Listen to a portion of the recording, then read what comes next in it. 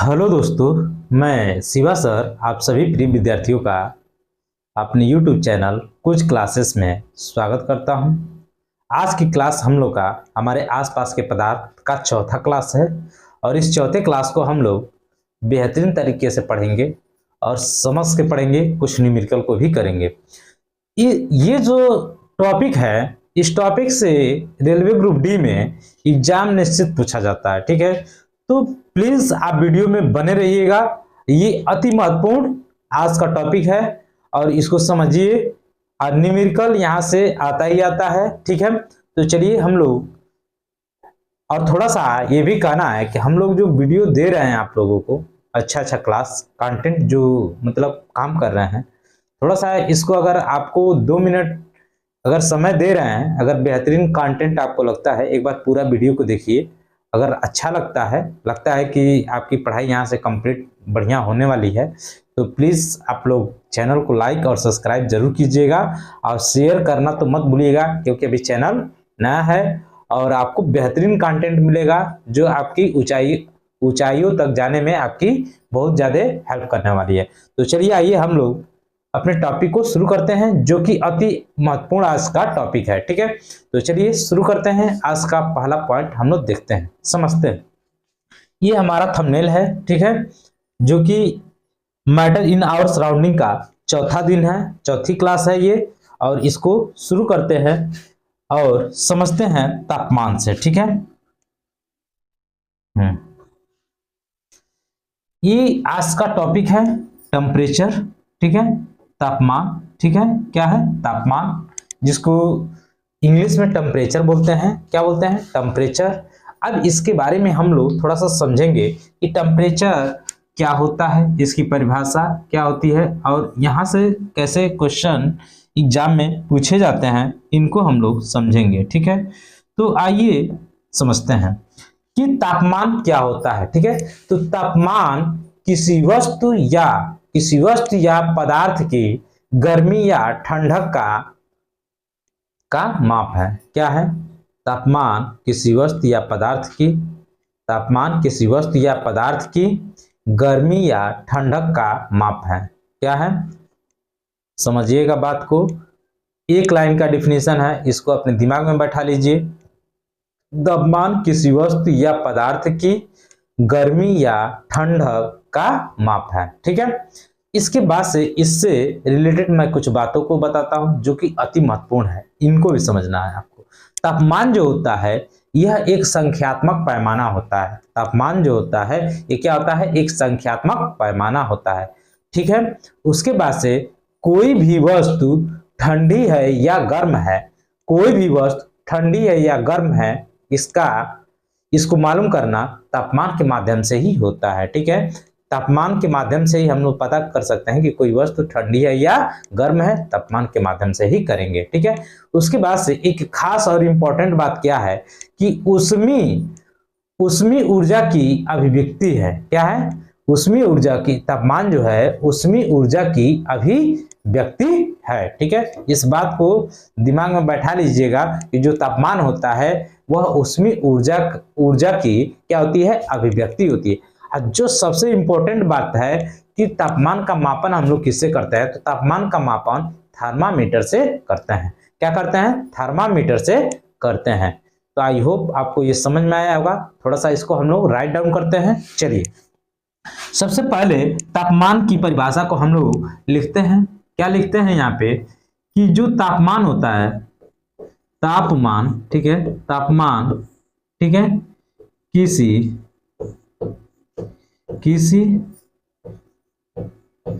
वस्तु या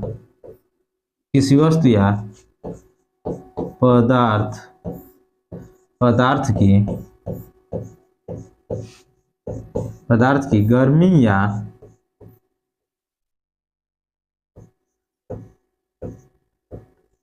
ठंडक का माप है। ठीक है, क्या है?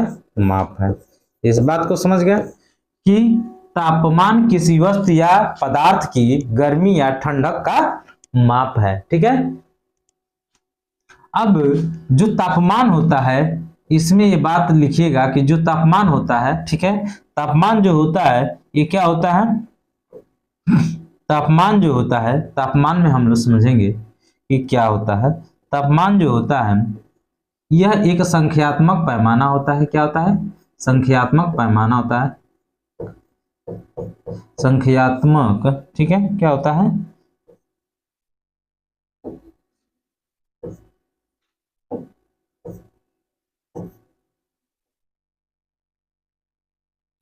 संख्यात्मक पैमाना है।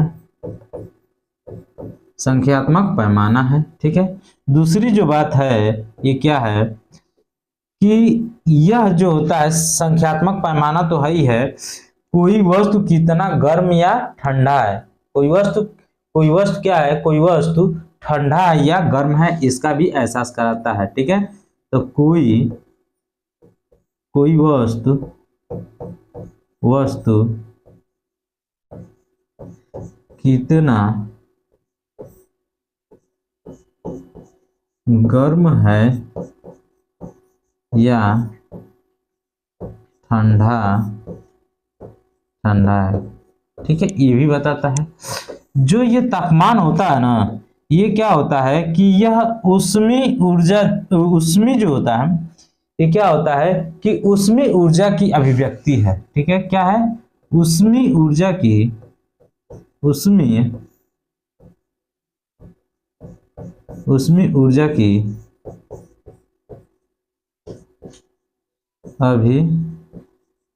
अभिव्यक्ति है, ठीक है। ऊष्मीय ऊर्जा की क्या है? अभिव्यक्ति है। बात समझ में आया? उसके बाद से जो अगला जो पॉइंट है वह बहुत इंपॉर्टेंट है कि इसका जो मापन होता है, क्या होता है?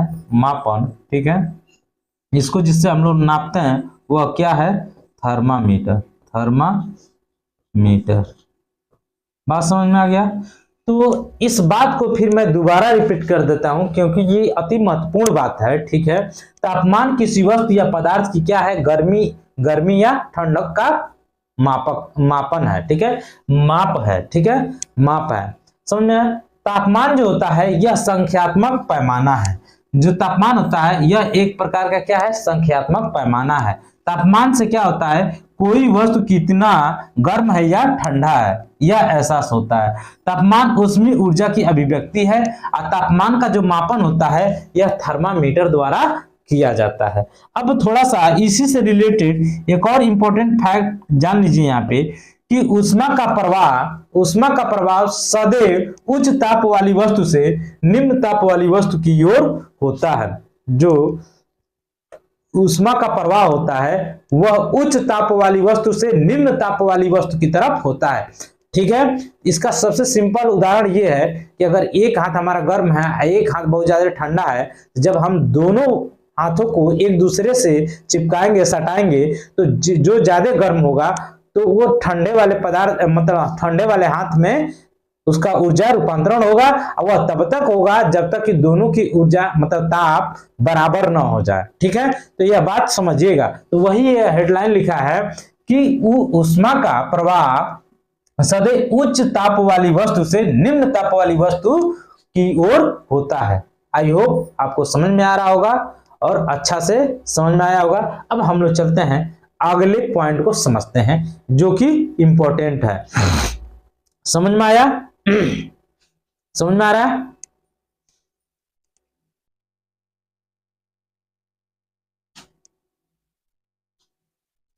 हाँ, अब इस पॉइंट को हम लोग समझेंगे, ठीक है। यहां से एग्जाम में क्वेश्चन आता है, ठीक है। सबसे पहले हम लोग समझते हैं इस बात को कि ये लिखा हुआ है यहाँ पे पानी का हिमांक या जमना, ठीक है। पानी का हिमांक या जमना, हिमांक का मतलब कि क्या हो जाएगा हमारा, ठीक है, फ्रीजिंग। क्या हो जाएगा? फ्रीजिंग, ठीक है। या इसको हम लोग सॉलिडिफिकेशन भी बोलते हैं। क्या बोलते हैं?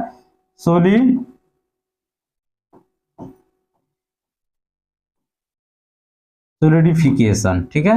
ये भी बात आप दिमाग में बैठा लीजिएगा कि पानी का हिमांक बिंदु या पानी का जमना, या फ्रीजिंग होना या सॉलिडिफिकेशन होना।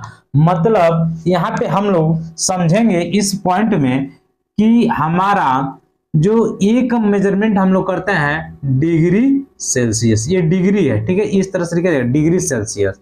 या इसको हम लोग एक और जो बात है, जैसे एक दूसरा जो पैमाना होता है वह होता है डिग्री फारेनहाइट, ठीक है, उसके बाद से केल्विन होता है, ठीक है, उसके बाद से डिग्री रोमर होता है। देखिए मैं जैसे लिखा हूं इसी तरह इन सिंबल्स को क्या किया जाता है, लिखा जाता है। Degree Celsius, degree Fahrenheit, kelvin के और डिग्री रोमर्स, ठीक है। तो ये इस प्रकार से लिखा जाता है, मतलब ये सेल्सियस है, ये फारेनहाइट है, ये केल्विन, ये रोमर, ठीक है। अब पानी का हिमांक बिंदु हम लोग को समझना है, तो इसको हम लोग समझते हैं जो डिग्री सेल्सियस है, तो यह 0 डिग्री सेल्सियस पे क्या होता है, पानी जमना शुरू हो जाता है, ठीक है। इसको अगर हम लोग समझते हैं डिग्री फारेनहाइट को, तो ये 32 डिग्री फारेनहाइट होता है। क्या होता है, 32 डिग्री फारेनहाइट होता है। जब हम लोग केल्विन में पहुंचते हैं, ठीक है, तो ये केल्विन में होता है 273 केल्विन, ठीक है। जब ये रोमर्स में पहुंचते हैं तो ये 0 डिग्री रोमर्स होता है। बात समझ में आया। तो ये पानी का हिमांक बिंदु है, जो कि ये जो संख्यात्मक मान दिए हुए हैं ये हमारे सभी के सभी क्या है, एक समान है, ठीक है। ये कैसे हैं, एक समान, डिग्री में 0 का ये या डिग्री फारेनहाइट का ये या 32 डिग्री फारेनहाइट, ये दोनों के दोनों वैल्यू क्या है, एक समान है, ठीक है। उसी प्रकार से ये चारों के चारों जो वैल्यू है ये सभी के सभी क्या है, मापन में एक समान है, ठीक है। तो आई होप आपको ये बात समझ में आ गया होगा कि जो ये degree Celsius, degree Fahrenheit, kelvin और डिग्री रोमर्स जो है ये सभी के सभी क्या है, इनके जो हिमांक मान है ये क्या है, एक समान है, ठीक है। अब यहाँ पे हम लोग पढ़ते हैं पानी का क्वथनांक बिंदु। क्या आता है, पानी का क्वथनांक बिंदु। तो इसको हम लोग पानी का क्वथनांक बिंदु या उबलना, ठीक है, बात समझ में आया, या इसको हम लोग इंग्लिश में बोलेंगे क्या, वेपराइजेशन। क्या बोलेंगे, वेपराइजेशन,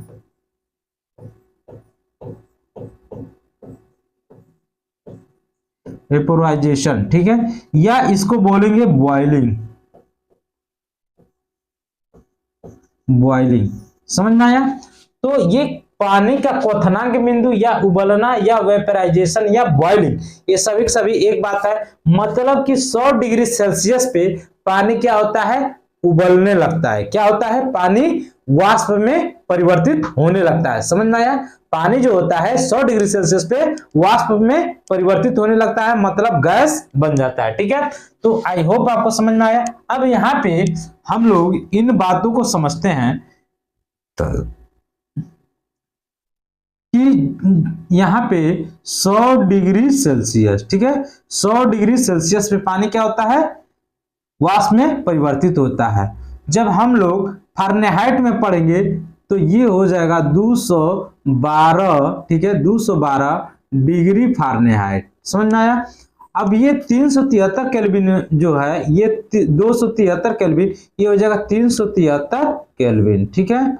अब उसके बाद ये 0 डिग्री रोमर्स जो है ये हो जाएगा 80, ठीक है, 80 डिग्री रोमर्स, ठीक है, 80 डिग्री रोमर्स, इसको सही कर लीजिएगा, 80 डिग्री रोमर्स होता है, ठीक है।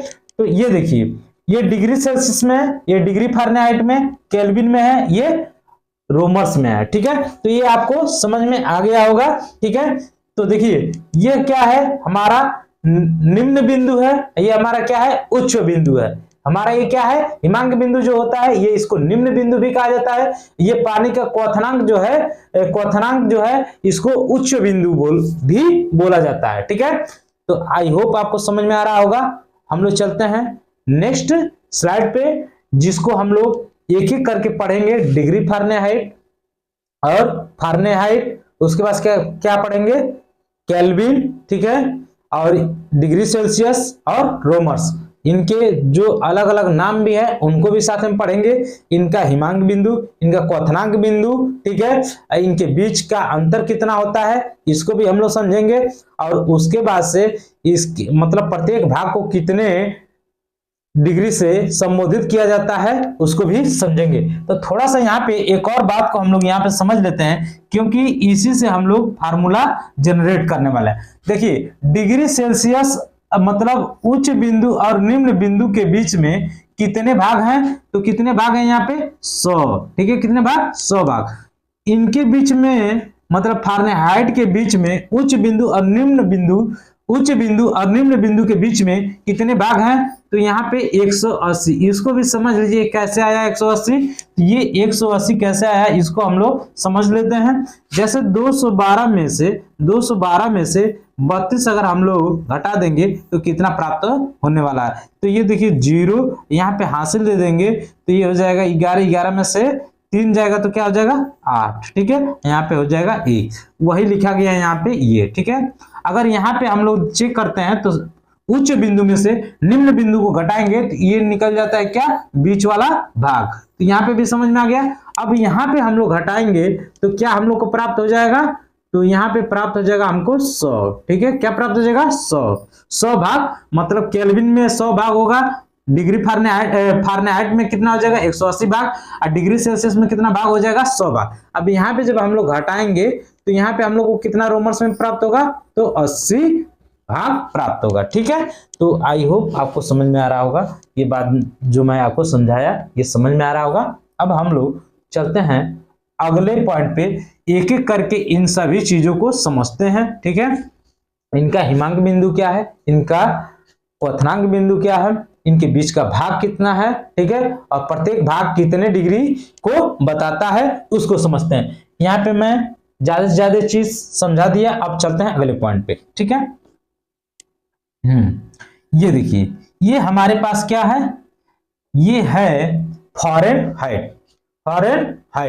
फारेनहाइट जो है इसके बारे में पढ़ते हैं, ठीक है। तो यहाँ पे दिया हुआ है फारेनहाइट, तो यहाँ पे पानी का हिमांक बिंदु, तो पानी का हिमांक बिंदु फारेनहाइट में क्या होगा, तो फारेनहाइट में होगा 32 डिग्री फारेनहाइट, कितना होगा 32 डिग्री फारेनहाइट, ठीक है। पानी का क्वथनांक बिंदु फारेनहाइट में कितना होगा, तो ये होगा 212 डिग्री फारेनहाइट, ठीक है। इनके बीच का अंतर कितना होगा, तो अभी हम लोग पीछे समझे हैं कितना होगा 180 भाग होगा, इनके बीच का अंतर कितना है 180, ठीक है। प्रत्येक भाग क्या करता है, प्रत्येक भाग 1 डिग्री फारेनहाइट को बताता है। ये जो 180 है इसका ये प्रत्येक भाग कितने को बताता है, 1 डिग्री फारेनहाइट को बताता है, ठीक है। अब हम लोग अगले पॉइंट को समझते हैं, ठीक है, अगला पॉइंट, ठीक है। ये देखिए यहाँ पे ये दिया हुआ है क्या, केल्विन या परम पैमाना, केल्विन कहते हैं या परम पैमाना कहते हैं, क्या कहते हैं, केल्विन या परम पैमाना कहते हैं, ठीक है, केल्विन या परम पैमाना कहते हैं, इनका ये नाम है।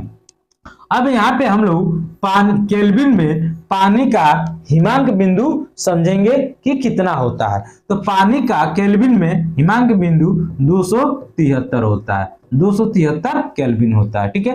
पानी का क्वथनांक बिंदु जो होता है वह कितना होता है 373, ठीक है, केल्विन होता है, ठीक है। यहाँ पे इसको समझ लीजिएगा कि एक एग्जैक्ट नंबर में एक्चुअल नंबर के रूप में हम लोग यहाँ पे लिखे हैं, लेकिन ये ओरिजिनल कितना होता है 273.15 केल्विन के समान होता है, ठीक है। इसको निगलेक्ट मत कीजिएगा 0.15 केल्विन, तो हम लोग इसको संख्यात्मक रूप में लिखते हैं, तो ये तो दोनों संख्यात्मक रूप में ही है, लेकिन यहाँ पे हम लोग मेजर करते हैं तो 273 भी जनरली ले लिया जाता है, तो इसमें आप टेंशन मत लीजिएगा, लेकिन एग्जैक्ट वैल्यू हमारी क्या होती है 273.15 केल्विन होता है, ठीक है। अब हम लोग इसके बीच का अंतर समझते हैं, तो जो फारेनहाइट केल्विन होता है ये या परम पैमाना, इसके बीच के भाग कितने होते हैं 100 भाग के बराबर होता है, लेकिन यहाँ पे समझिएगा प्रत्येक भाग 1 केल्विन को व्यक्त करता है, प्रत्येक भाग कितने को करता है 1 केल्विन को व्यक्त करता है। अब इंपॉर्टेंट कीजिएगा कि ताप का एसआई मात्रक, ताप जो हम लोग नापते हैं एसआई, इसका मात्रक क्या होता है? केल्विन होता है। क्या होता है? केल्विन। क्या होता है? केल्विन होता है। ठीक है, ताप का जो है एसआई मात्रक क्या होता है? केल्विन होता है। बात समझ में आ गया? केल्विन होता है। तो अब हम लोग नेक्स्ट पॉइंट को समझते हैं, अगला पॉइंट। ठीक है, ये देखिए, ये तो आपको समझना ही पड़ेगा और ये अति महत्वपूर्ण है। देखिए, सेल्सियस या सेंटीग्रेड, सेल्सियस या सेंटीग्रेड। तो सेल्सियस या सेंटीग्रेड में पानी का जो हिमांक बिंदु होता है वह कितना होता है? 0 डिग्री सेल्सियस होता है। कितना होता है? 0 डिग्री सेल्सियस होता है। अब सेल्सियस या सेंटीग्रेड में पानी का जो क्वथनांक बिंदु होता है वह कितना होता है? ध्यान दीजिएगा, 100 डिग्री सेल्सियस होता है। कितना होता है? 100 डिग्री सेल्सियस होता है। ठीक है, इनके बीच का जो अंतर होता है वह कितना होता है? 100 भाग के बराबर होता है। इनके प्रत्येक भाग को कितना डिग्री सेल्सियस का मतलब व्यक्त किया जाता है? तो 1 डिग्री सेल्सियस के रूप में व्यक्त किया जाता है। ठीक है, अब हम लोग अगले पॉइंट को समझते हैं। अगला पॉइंट जो है समझिएगा, देखिए ये जो रोमर है ना, ये र्यूमर जो है, र्यूमर्स, इसको समझिएगा कि इस र्यूमर्स में पानी का हिमांक बिंदु जो होता है वह 0 डिग्री रोमर्स होता है। र्यूमर्स में जो पानी का क्वथनांक बिंदु होता है वह 80 डिग्री रोमर्स होता है। ठीक है, इनके बीच का जो अंतर होता है वह 80 के बराबर होता है। ठीक है, और इनके प्रत्येक भाग को कितने रोमर्स में व्यक्त किया जाता है? तो 1 रोमर्स में। क्वेश्चन पूछा जा सकता है यहाँ पे कि रोमर्स के प्रत्येक भाग को कितने में व्यक्त किया जाता है? ठीक है, तो 1 रोमर्स में व्यक्त किया जाता है। ठीक है, तो इस तरह से यहाँ क्वेश्चन बनाया जा सकता है। ठीक है, और आपसे पूछा जा सकता है। ये मत सोचिएगा कि ये छोटा छोटा क्वेश्चन है अब नहीं आएगा। एग्जाम में छोटे ही क्वेश्चन आते हैं ज्यादातर। ठीक है, और छोटे ही क्वेश्चन लोगों से गलती भी होते हैं। ठीक है, बड़े क्वेश्चन नहीं गलती होते हैं। ठीक है, बड़े को तो भूलिए अभी। ठीक है, अभी छोटे छोटे क्वेश्चनों को करना सीखिए। ठीक है, छोटे छोटे क्वेश्चन पे ज्यादा कमांड होना चाहिए। ठीक है, क्योंकि वही गलत या सही ज्यादातर होते हैं। ठीक है, बड़े क्वेश्चन तो जो समय देंगे तो सही होना ही होना है। ठीक है, छोटे क्वेश्चन ज्यादा उलझा देते हैं। ठीक है, सस्पिशंस में गलत हो जाते हैं। तो इसलिए आप इसको बेहतरीन तरीके से अगर पढ़े रहेंगे तो ये आपको समझ में जरूर आएगा। ठीक है, और गलती भी नहीं होने वाली। इस टॉपिक से तो ये मान के चलिए कि ग्रुप डी में एक क्वेश्चन तो श्योर आना ही आना है, चाहे थ्योरी से चाहे इससे न्यूमेरिकल टाइप का क्वेश्चन पूछ ले। तो चलिए, इस वीडियो में तो हम लोग थ्योरी भी पढ़ रहे हैं और न्यूमेरिकल भी करेंगे, तो आप पूरा वीडियो देखिएगा और स्किप मत कीजिएगा। ठीक है, तो अब समझ गए होंगे आप। अब हम लोग इसके अगले पॉइंट को समझते हैं। तो रोमर्स पैमाना जो होता है, इसमें पानी का हिमांक बिंदु जो होता है ये 0 डिग्री रोमर्स होता है। ठीक है, जो पानी रोमर्स में पानी का क्वथनांक जो बिंदु होता है वह 80 डिग्री रोमर्स होता है। ठीक है, इनके बीच का जो अंतर होता है वह कितना होता है? 80 होता है। ये जो रोमर्स का प्रत्येक भाग कितने रोमर्स को व्यक्त करता है? तो ये 1 डिग्री रोमर्स को व्यक्त करता है। बात समझ में आ गया? तो ये यहां तक हम लोग जो पढ़े ये क्या है? अति महत्वपूर्ण पॉइंट था। अब इससे हम लोग आगे तापमान के पैमाने को समझेंगे, जहां से मतलब इसके फार्मूले बनाएंगे। तो आइए इसके फार्मूले को भी हम लोग समझ लेते हैं। ठीक है, ये देखिए, ये इस स्लाइड को खाली क्यों किया गया है? इसीलिए कि यहाँ पे हम लोग सूत्र का निगमन करेंगे। ठीक है, तो आइए देखते हैं। ये दिया हुआ है यहाँ पे कि तापमान मापन का पैमाना, तापमान मापन का पैमाना, स्केल ऑफ मेजरिंग टेम्परेचर। ठीक है, स्केल ऑफ मेजरिंग टेम्परेचर। ठीक है, तो यहाँ पे हम लोग थोड़ा समझते हैं और क्वेश्चन को लगाने से पहले, ठीक है, हम लोग सूत्र को समझ लेते हैं बारीकी से कि एग्जाम में भूले ना हमको। ठीक है, तो आइए हम लोग समझते हैं। तो सबसे पहले यहाँ पे हम लोग एक लिखेंगे निम्न बिंदु। ठीक है, निम्न बिंदु क्या लिखेंगे? निम्न बिंदु, निम्न बिंदु, निम्न बिंदु। ठीक है, यहाँ पे लिखेंगे उच्च बिंदु। क्या लिखेंगे? उच्च बिंदु, उच्च बिंदु। ठीक है, ये निम्न बिंदु, निम्न बिंदु पे क्या होता है? जमना। ठीक है, जमना मतलब किसका? जल का। ठीक है, जल या पानी का। ठीक है, जल या पानी का। यहाँ पे जल का क्या होगा, जल का क्वथनांक या उबलनांक, क्वथनांक, ठीक है। जल का क्वथनांक या कोष्टक में कर लीजिएगा उच्च बिंदु या निम्न बिंदु, जल का जमना या निम्न बिंदु या हिमांक, किसको आप क्या बोल सकते हैं, हिमांक, ठीक है। जल का जमना या निम्न बिंदु, जल का क्वथनांक या उच्च बिंदु, इसी को हम लोग क्या बोलते हैं, हिमांक, इसको बोलते हैं वाष्पन, ठीक है। तो चलिए इसको समझते हैं।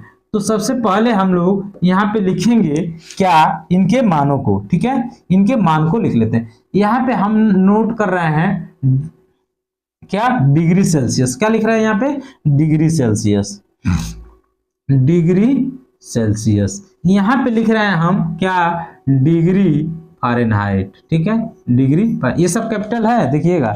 यहाँ पे केल्विन, ठीक है, केल्विन। यहाँ पे हम लोग लिख रहे हैं जीरो रोमर, ठीक है, जीरो रोमर्स, ठीक है। अब यहाँ पे इन सभी के हम लोग क्या समझेंगे, मान को समझते हैं, ठीक है, ठीक है। यहाँ पे देखिएगा ये क्या, कि जल का जमना मतलब जल कितने डिग्री सेल्सियस पे जम जाता है, तो ये जमता है 0 डिग्री सेल्सियस पे, ठीक है। वही फारेनहाइट में जल कितने डिग्री पे जमता है, तो 32 डिग्री फारेनहाइट, कितना, 32 डिग्री फारेनहाइट, ठीक है। और केल्विन में कितने पे, तो 273, ठीक है, केल्विन, ठीक है। और रोमर्स में तो 0 डिग्री रोमर्स, ठीक है, 0 डिग्री रोमर्स, ठीक है। अब यहाँ पे हम लोग डिग्री सेल्सियस में उच्च बिंदु को समझेंगे या जल का क्वथनांक। तो डिग्री सेल्सियस में 100 डिग्री सेल्सियस क्या होता है, 100 डिग्री सेल्सियस। यहाँ पे क्या होता है, 212 डिग्री फारेनहाइट। यहाँ पे केल्विन में 373 केल्विन, ठीक है।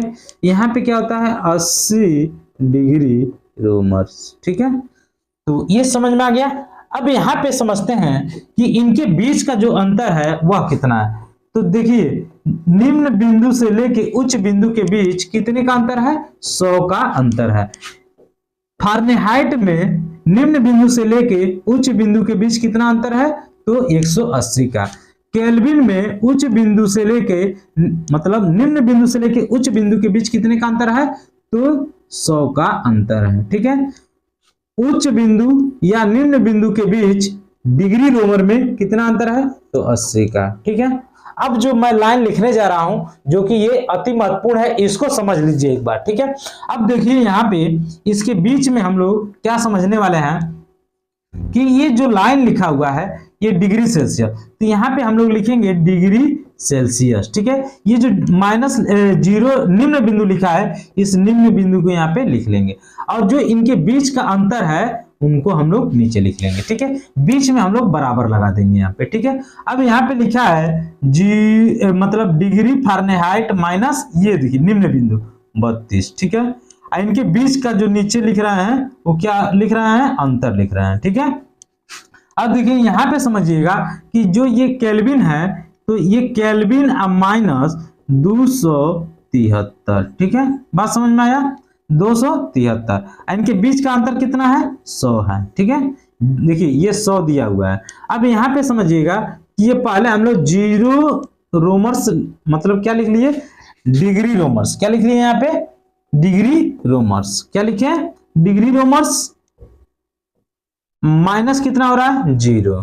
अब बटा यहाँ पे लिख लेंगे इसके बीच का अंतर, तो 80, कितना, 80 हो गया, बात समझ में आया।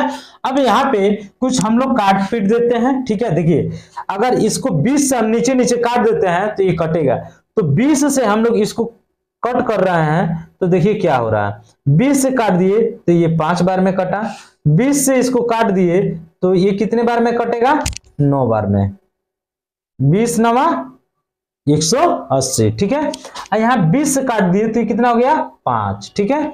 ये 20 से काट दिए तो कितना हो गया, 4, ठीक है। तो ये समझ में आ गया। अब इसको हम लोग लिख लेते हैं यहाँ पे, ये क्या हो जाएगा, अब देखिए डिग्री में से माइनस घटाएंगे तो इसमें कोई प्रभाव नहीं पड़ेगा, तो यहाँ पे लिख लेते हैं 0 सेल्सियस डिग्री सेल्सियस बटा 5, ठीक है। ठीक है ना।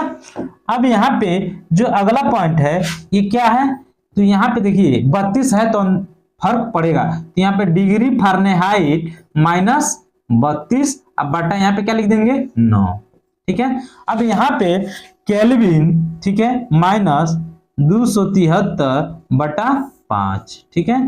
अब इसके बीच में जो अंतर है ये देखिए, यहाँ पे भी कोई फर्क 0 है तो नहीं पड़ने वाला है, बटा 4, ठीक है। अब देखिए ये जो फार्मूला बन के आया हम लोग के पास, ठीक है, ये क्या है, हमारा बेसिक फार्मूला है, ठीक है। ये क्या है, हमारा बेसिक फार्मूला है, ठीक है। ये देखिएगा यहाँ पे डिग्री सेल्सियस लिखा हुआ है, ये 5 लिखा है, समझिएगा, ठीक है। तो ये हमारा तापमान मापन का एक बेसिक सा कॉन्सेप्ट निकला, ठीक है। अब यहां से हम लोग कुछ बेसिक फार्मूलों को समझ गए। अब थोड़ा सा यहां से रिलेटेड एक दो फार्मूले को और समझ लेते हैं जो कि अति महत्वपूर्ण है, ठीक है। सबसे पहली बात कि अगर देखिए क्वेश्चन में आपको दे दे डिग्री सेल्सियस, ठीक है, क्या दे दे डिग्री सेल्सियस, और कह दे डिग्री सेल्सियस दे दे, अब कह दे केल्विन में बदलने के लिए, तो आप क्या करेंगे, तो केल्विन माइनस 273 कर देंगे, ठीक है। लेकिन यहीं पे कह दे कि केल्विन में चेंज करने के लिए, तो आप क्या करेंगे, केल्विन में अगर कह दे तो डिग्री सेल्सियस, ठीक है, आप प्लस 273 कर देंगे। बात समझ में आया। तो ये एक बेसिक सा फार्मूला है जो कि क्या है, अति महत्वपूर्ण है, ठीक है। अब इस बात को देखिए, जब भी केल्विन निकालना होगा तो डिग्री सेल्सियस में 273.15 जोड़ देंगे, और जब भी डिग्री सेल्सियस निकालना होगा तो केल्विन में से वह मान 273 घटा दीजिएगा। बात समझ में आया। जब भी आपको क्या करना हो कि डिग्री सेल्सियस निकालना हो तो डिग्री सेल्सियस निकालने के लिए केल्विन में से 273 घटा देंगे, और जब आपको डिग्री सेल्सियस निकालना हो तो डिग्री सेल्सियस निकालना हो तो केल्विन में से 273 घटा देंगे, और जब केल्विन निकालना हो तो डिग्री सेल्सियस में 273 जोड़ देंगे। बस समझ में आ गया। अब हम लोग एक एक क्वेश्चन को करेंगे। अब यहां से हमारा क्या होगा, स्टार्ट क्वेश्चन, ठीक है। तो क्वेश्चन को चलिए, अब देखिए ये सारा रिलेशन जो है ये इन्हीं रिलेशन के माध्यम से हम लोग आगे जो भी क्वेश्चन आएगा इन्हीं रिलेशन के बीच हम लोग रिलेशन निकालेंगे। समझ में आया। तो अब देखिए जो ये रिलेशन निकला है डिग्री और केल्विन का, तो इन वैल्यू के बीच में निकला है, तो ये नीचे से नीचे कट गया, तो केल्विन बराबर क्या हो गया हमारा, डिग्री सेल्सियस बराबर ये हो गया, ठीक है। उसके बाद से इसी को इधर से इधर कर दिया गया है, तो यहां से फार्मूला जनरेट हो गया, ठीक है। तो जिस प्रकार से क्वेश्चन पूछे उस प्रकार से रिलेशन यहां से आप निकाल के स्थापित करेंगे, ठीक है। तो चलते हैं हम लोग अगले पॉइंट के तरफ। ये देखिए सबसे पहला प्रश्न जो दिया है ये क्या है, कह रहा है कि 200 डिग्री सेल्सियस तापमान को केल्विन पैमाने पर परिवर्तित कीजिए। देखिए ये कह रहा है कि ये तो दे दिया है आपको यहाँ पे क्या 200 डिग्री, ठीक है, 200 डिग्री सेल्सियस दिया है यहाँ पे, ठीक है, 200 डिग्री सेल्सियस दे दिया है, ठीक है, 200 डिग्री सेल्सियस यहाँ पे दिया हुआ है, ठीक है। अब देखिए 200 डिग्री सेल्सियस दिया है, इसको हम लोग को केल्विन में बदलना है। तो अभी हम लोग पीछे पढ़े हैं कि केल्विन इक्वल टू क्या हो जाएगा, केल्विन इक्वल टू हो जाएगा डिग्री सेल्सियस प्लस 273, ठीक है। तो यहाँ पे डिग्री सेल्सियस कितना दिया है 200, ठीक है, अब प्लस 273, इसको हम लोग ऐड कर देंगे तो ये हो जाएगा 473, क्या हो जाएगा केल्विन, ठीक है। ये हमारे पास केल्विन निकल गया, ठीक है। तो आई होप आपको ये समझ में आ गया होगा 473 केल्विन, ठीक है। अब हम लोग नेक्स्ट प्रश्न को समझते हैं। ये देखिए कह रहा है कि ये प्रश्न भी है केल्विन में परिवर्तन, तो यहाँ पे आपको दिया है 450 केल्विन, ठीक है, 450 केल्विन, इसको किस में कर रहा है सेल्सियस में, मतलब डिग्री सेल्सियस में कन्वर्ट करें। तो डिग्री सेल्सियस जो है हमारे पास डिग्री सेल्सियस में कन्वर्ट करना है, तो इस प्रश्न को हम लोग क्या करेंगे केल्विन में से 273 घटा देंगे। यहाँ पे डिग्री सेल्सियस पैमाने में परिवर्तन, सेल्सियस में किस में परिवर्तित करना है सेल्सियस से, तो यहाँ पे सूत्र जो होगा केल्विन माइनस 273। बात समझ में आया। तो यहाँ पे केल्विन कितना दिया है 450 केल्विन, 450 केल्विन माइनस 273, यहाँ पे हम लोग इसको घटा लेंगे तो क्या प्राप्त होगा, यहाँ पे हाथ से देगा 10 में से 3 जाएगा 7, यहाँ 14 में से 7 जाएगा 7, यहाँ 3 में से 2 जाएगा 1। ठीक है, तो 177 डिग्री सेल्सियस होगा। कितना होगा, 177 डिग्री सेल्सियस होगा। समझ में आया, ये इस प्रश्न का उत्तर हो जाएगा। ठीक है, नेक्स्ट क्वेश्चन को देखते हैं। यहाँ पे अब ये जो क्वेश्चन दिया हुआ है देखिए कितना शानदार है। कह रहा है निम्नलिखित तापमानों को सेल्सियस इकाई में परिवर्तित कीजिए। किसमें करना है, सेल्सियस में, मतलब डिग्री सेल्सियस में परिवर्तित करना है। तो डिग्री सेल्सियस का हम लोग अभी सूत्र पढ़े हैं। डिग्री सेल्सियस का जो सूत्र है kelvin minus 273 degree Celsius minus 273, देख रहे हैं ना, ये बहुत इंपॉर्टेंट है 273। ठीक है, तो अब यहाँ पे हम लोग डिग्री सेल्सियस इक्वल टू मान रखेंगे। तो यहाँ पे केल्विन दिया है 300 माइनस 273। ठीक है, इसको घटा देंगे तो यहाँ पे कितना हो जाएगा। ठीक है, यहाँ पे कैरी कैरी कैरी, तो यहाँ पे 10 में से 3 जाएगा 7, और यहाँ 9 में से 2 जाएगा तो कितना हो जाएगा, 9 में से 7 जाएगा तो 2, और यहाँ पे हाथ से चला गया तो ये 27 डिग्री सेल्सियस हो जाएगा। डिग्री सेल्सियस में कन्वर्ट हो गया। बात समझ में आया, तो ये हमारा मान हो जाएगा, मतलब 27 डिग्री सेल्सियस। ठीक है, अब हम लोग अगले पॉइंट की तरफ चलते हैं। ठीक है,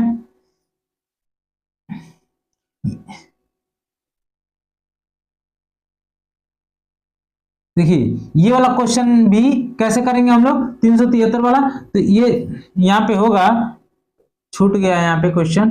ठीक है, ये देखिए ये जो क्वेश्चन है ये क्या कह रहा है, तो इसको भी डिग्री सेल्सियस में कन्वर्ट करना है। तो केल्विन प्लस 200 प्लस होगा कि माइनस, बताइए, अभी बताया गया है, तुरंत बताया गया है। क्या होगा यहाँ पे, प्लस होगा कि माइनस, तो माइनस होगा ना। यहाँ पे क्या लिखेंगे हम लोग, डिग्री सेल्सियस माइनस 273। ठीक है, यहाँ पे कितना है 573 माइनस 273, कितना है 573। तो इसको जब घटाएंगे तो ये 0 0, यहाँ पे घटा देंगे, 5 में से 2 जाएगा तो 300 डिग्री सेल्सियस इसका मान हो जाएगा। बात समझ में आया, तो इसका क्या हो जाएगा, इस प्रश्न का उत्तर 300 डिग्री सेल्सियस हो जाएगा। समझ में आ गया। अब हम लोग नेक्स्ट प्रश्न की तरफ चलते हैं।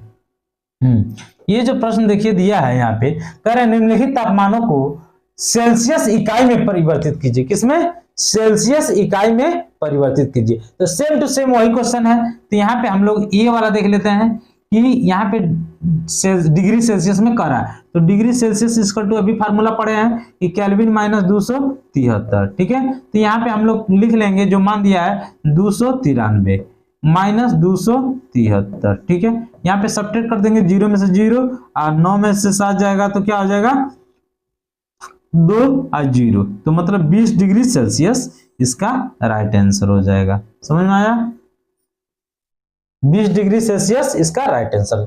जो दूसरा बी वाला प्रश्न है इसमें देख लेते हैं कि ये भी 0 डिग्री सेल्सियस, ये क्या है केल्विन माइनस 273। ठीक है, अब यहाँ पे जो केल्विन का मान दिया है कितना 470, कितना दिया है 470 माइनस 273। ठीक है, अब ये आपको समझ में आ रहा होगा, यहाँ पे कैरी दे देंगे तो ये हो जाएगा आपका 10 में से 3 जाएगा 7। ठीक है, यहाँ पे 6 हासिल हो जाएगा 16, 16 में से 7 जाएगा 9। ठीक है, यहाँ पे 3 में से 2 जाएगा 1, 197 डिग्री सेल्सियस ये क्या हो जाएगा आंसर हो जाएगा। आई होप आपको समझ में आ रहा होगा। अब मैं अच्छे तरीके से आपको इस क्वेश्चनों को करा दे रहा हूँ क्योंकि इस क्वेश्चन एग्जाम में आया हुआ है और आने की भी 100% चांसेस हैं। ठीक है, अब हम लोग चलते हैं अगले पॉइंट की तरफ। अगला जो पॉइंट है ये देखते हैं क्या है। ठीक है, अगला जो पॉइंट है ये देखते हैं क्या है। कह रहा है निम्नलिखित तापमान को केल्विन इकाई में परिवर्तित कीजिए। अब देखिए यहाँ पे क्वेश्चन चेंज हो गया, कह रहा है केल्विन इकाई में परिवर्तित। अब केल्विन में कह रहा है तो केल्विन का जो हमें सूत्र पता है कि केल्विन इक्वल टू क्या होता है डिग्री सेल्सियस प्लस 273। ठीक है, 273 हमारा सूत्र है। ठीक है, kelvin equal two degree Celsius plus 273। लेकिन इसी सूत्र को अगर कह दे इस तरह से कि अगर से केल्विन में डिग्री सेल्सियस में, तो डिग्री सेल्सियस इक्वल टू हम लोग क्या लिखते थे केल्विन माइनस 273। बस समझ में आया। तो ये भी सूत्र अभी पिछले वाले पेज पे हम लोग इस क्वेश्चन को किए हैं, ठीक है, इसी क्लास में। अब हम लोग इस क्वेश्चन के इस सूत्र के माध्यम से इन क्वेश्चनों को करते हैं। तो केल्विन में हम लोग को करना है। तो डिग्री सेल्सियस कितना दिया है, 25 डिग्री सेल्सियस दिया हुआ है। अब प्लस 273 हम लोग को ऐड करना है। तो इसमें जब जोड़ेंगे तो ये हो जाएगा 5 3 8 7 2 9 और ये हो जाएगा 298 डिग्री सेल्सियस, ठीक है। केल्विन में हो जाएगा ना, ये क्या हो जाएगा हमारा, केल्विन में हो जाएगा, ठीक है, क्या हो जाएगा, केल्विन में। बात समझ में आया। तो यहाँ पे 25 डिग्री सेल्सियस था, ये 273 केल्विन, ठीक है। तो इनको जब जोड़े तो हमारे पास क्या हो गया, 298 केल्विन, ठीक है। ये केल्विन इतना निकल के आ गया, ठीक है। अब हम लोग बी वाला क्वेश्चन, यहाँ पे ये वाला क्वेश्चन समझे, यहाँ पे हम लोग बी वाला क्वेश्चन। तो बी वाले क्वेश्चन के लिए भी क्या है, केल्विन इक्वल टू लिख लेंगे हम लोग डिग्री सेल्सियस प्लस 273, ठीक है। अब देखिए यहाँ पे केल्विन इक्वल टू कितना डिग्री सेल्सियस दिया है, तो 373 दिया है, कितना 373 और प्लस 273, बस समझ में आया। अब यहाँ पे हम लोग जोड़ लेंगे तो 7 3 3 क्या हो जाएगा 6, 7 7 14 कर 4, हाथ में 1 3 2 5 1 6, 646 क्या हो जाएगा, केल्विन हो जाएगा, 646 केल्विन हो जाएगा। समझ में आ गया। तो ये इस प्रश्न का उत्तर हो गया, ठीक है। अब हम लोग चलते हैं नेक्स्ट प्रश्न की तरफ, देखते हैं अगला प्रश्न। हाँ, यहाँ पे समझिएगा, देखिए कह रहे हैं निम्नलिखित तापमानों पर जल की भौतिक अवस्था क्या है, ठीक है। निम्नलिखित तापमानों पर जल की भौतिक अवस्था क्या है। तो देखिए यहाँ पे जो ये ए ऑप्शन दिया हुआ है, ये ऑप्शन आपको दिया है कितना, 25 डिग्री सेल्सियस, कितना दिया है 25 डिग्री सेल्सियस, ये आपका 25 डिग्री सेल्सियस यहाँ पे दिया हुआ है। तो अब हम लोग मतलब भौतिक अवस्था के बारे में पूछ रहा है। तो भौतिक अवस्था को हम लोग पिछले क्लास में जब पढ़े थे तो बहुत मैं आराम से आपको समझाया था कि मतलब पदार्थ की कितनी अवस्थाएं बताया था, 5 अवस्थाएं, जिसमें इंपॉर्टेंट क्या था, ठोस, द्रव, गैस, ठीक। उसके बाद से चौथी अवस्था प्लाज्मा और पांचवी अवस्था बोस आइंस्टाइन कंडेंसेट, ठीक है। ये पांचवी अवस्था थी, ठीक है। जिन्होंने मतलब भारतीय जो वैज्ञानिक थे 1920 में इन्होंने पदार्थ की पांचवी अवस्था के बारे में कुछ गणनाएं की है, जिसको अल्बर्ट आइंस्टीन जी के द्वारा उनको सत्यापित कर दिया गया, जो कि पदार्थ की पांचवी अवस्था के रूप में शामिल हो गए, ठीक है। तो वहां पे मैं बताया था, ठीक है। अब यहाँ पे हम लोग को समझना है कि तापमान पर जल की भौतिक अवस्था के बारे में समझना है। तो समझिएगा कि जो 25 डिग्री सेल्सियस होता है, तो 25 डिग्री सेल्सियस पे जो द्रव होता है, मतलब जो जल होता है, जल का तापमान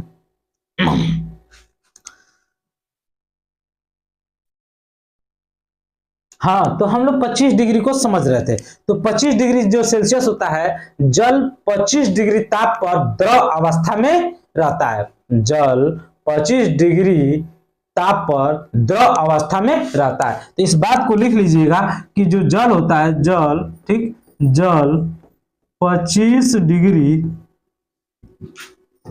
ताप पर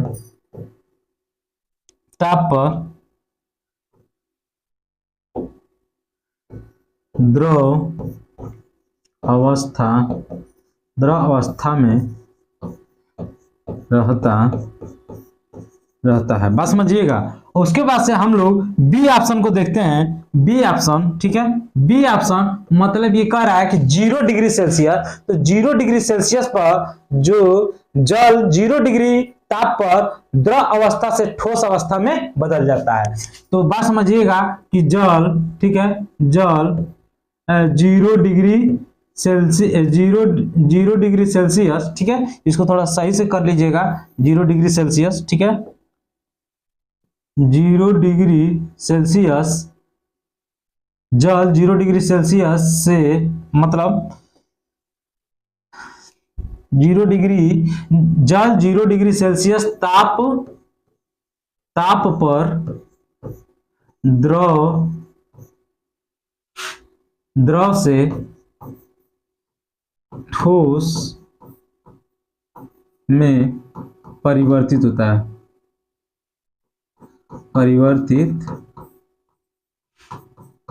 है, ठीक है। तो इस बात को ध्यान दीजिएगा कि 0 डिग्री सेल्सियस पर जल 0 डिग्री सेल्सियस ताप पर द्रव से ठोस में परिवर्तित होता है। द्रव से क्या होता है? ठोस में परिवर्तित होता है। लेकिन यहीं पे इस बात को, सी ऑप्शन को समझिएगा कि जो जल होता है, ठीक है, जल, ठीक है, जल 100 डिग्री सेल्सियस, 100 डिग्री सेल्सियस ताप पर द्रव से, ठीक है, द्रव से वाष्प या गैस, ठीक है, गैस में परिवर्तित होता है, ठीक है, होता है। एक इंपॉर्टेंट लाइन इस प्रश्न को देखते हुए हमको बताने के लिए, मतलब हमें बताने के लिए आवश्यकता पड़ गई है कि यहाँ पे एक नोट में लिखेंगे हम लोग, क्या लिखेंगे? नोट कि 0 डिग्री सेल्सियस और, ठीक है, 100 डिग्री सेल्सियस, 0 डिग्री सेल्सियस और 100 डिग्री सेल्सियस, देखिए 0 डिग्री सेल्सियस और 100 डिग्री सेल्सियस के बीच